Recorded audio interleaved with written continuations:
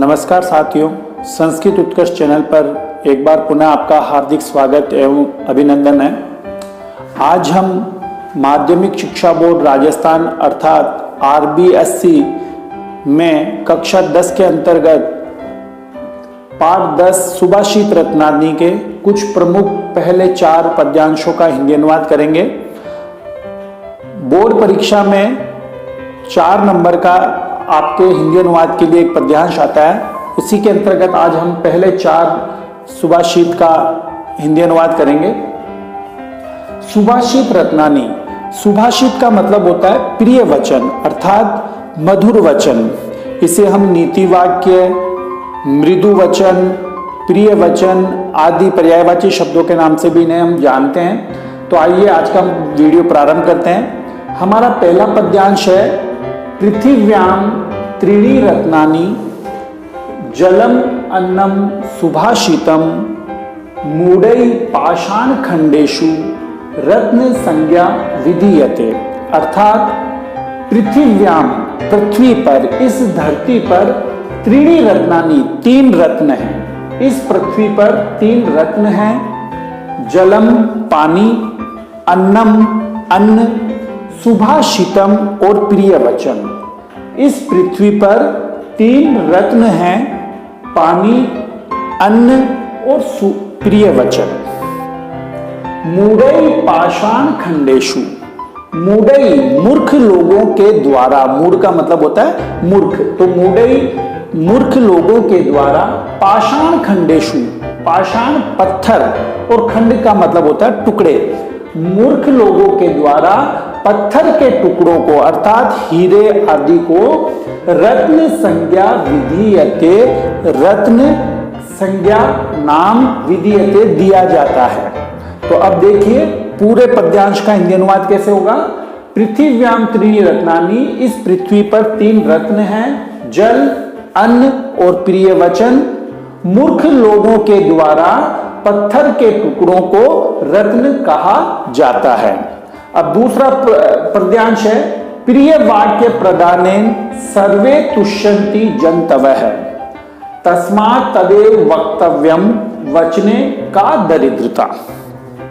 प्रिय वाक्य प्रदानेन, प्रिय प्रदानेन का मतलब बोलने से, प्रिय वाक्य यानी कि मधुर वचन। मधुर वचन बोलने से या मधुर वाणी बोलने से सर्वे तुष्यन्ति जन्तवः, सर्वे जन्तवः सभी प्राणी, तुष्यन्ति संतुष्ट होते हैं। मधुर वचन बोलने से सभी प्राणी संतुष्ट होते हैं। तस्मात् तदेव वक्तव्यम, इसलिए, तस्मात् उसी लिए ही, तद एव उसको ही अर्थात प्रिय वचन ही वक्तव्यम बोलना चाहिए। वचने का दरिद्रता, वचने बोलने में, का दरिद्रता कैसी कंजूसी। अब पूरे पद्यांश का हिंदी अनुवाद हम मिलाकर बोलेंगे। प्रिय वाक्य प्रदानेन, मधुर वचन बोलने से सभी प्राणी संतुष्ट होते हैं। सदैव मधुर वचन ही बोलने चाहिए, प्रिय वचन बोलने में कैसी दरिद्रता। तीसरा पद्यांश ये परीक्षा की दृष्टि से काफी महत्वपूर्ण है।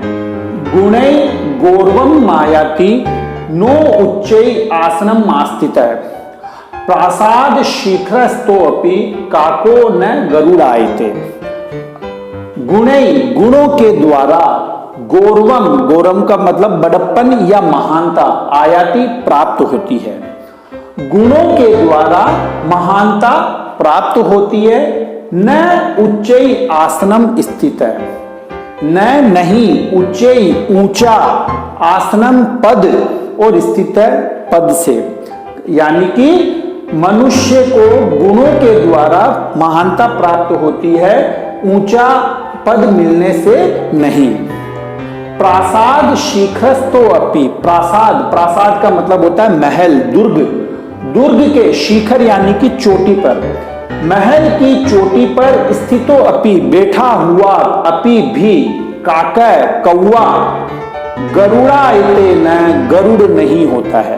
कहने का तात्पर्य यह है कि जिस प्रकार महल की चोटी पर बैठा हुआ कौवा गरुड़ नहीं बन जाता है, उसी प्रकार व्यक्ति ऊंचे आसन पर बैठने से महान नहीं होता है, अपितु वह अपने गुणों के द्वारा बड़प्पन को प्राप्त करता है।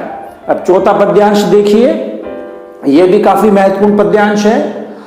पात्रा पात्र विवेको अस्ति धेनुपन्न गयो इव तृणात् संजायते क्षीरम क्षीरात् संजायते विषम। इस पद्यांश में सुपात्र और कुपात्र का चयन हमें किस प्रकार करना चाहिए इसके बारे में बताया गया है। तो देखिए, पात्र अपात्र यानी कि सुपात्र और कुपात्र का धेनु पन्नग, धेनु का मतलब होता है गाय और पन्नग का मतलब होता है सर्प। सुपात्र और कुपात्र का गाय और सर्प के इव समान विवेको अस्ति समझना चाहिए भेद को। सुपात्र और कुपात्र के भेद को गाय और सर्प के समान समझना चाहिए। कैसे? तृणात् संजायते क्षीरम, तृणात् घास से, तिनके से, संजायते उत्पन्न होता है क्षीरम दूध, घास से दूध उत्पन्न होता है, अर्थात गाय घास खाकर भी दूध देती है, जबकि सर्प क्या करता है? क्षीरात् संजायते विषम, सर्प क्षीरात् दूध पीकर भी विषम संजायते विष ही उत्पन्न करता है। अब पूरे पद्यांश को हम देखेंगे। सुपात्र और कुपात्र का गाय और सर्प के समान भेद करना चाहिए। जिस प्रकार गाय घास खाकर भी दूध उत्पन्न करती है और सर्प दूध पीकर भी जहर उत्पन्न करता है। यदि आपको मेरा ये वीडियो पसंद आया है तो आप मेरे इस वीडियो को लाइक करें और अपने अन्य जो साथी हैं जो बोर्ड परीक्षा की तैयारी कर रहे हैं उनको भी ये शेयर करें। और यदि आप मेरे इस वीडियो पे पहली बार आए हैं तो प्लीज मेरे इस वीडियो को सब्सक्राइब करें। बहुत ही जल्द सुभाषित रत्नानी के अग्रिम पद्यांशों के साथ हम पुनः आपसे भेंट करेंगे। तब तक के लिए जयतु संस्कृतम, जयतु भारतम।